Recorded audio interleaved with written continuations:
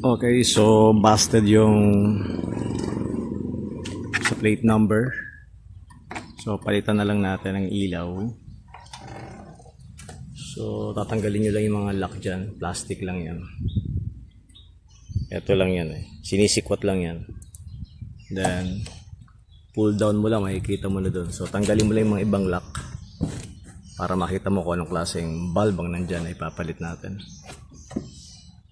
Sisikwatin lang natin dito. Yan. Kita nyo yung gumagalaw na to. Yan. Sikwatin lang yan. Press para mag-release. Yun.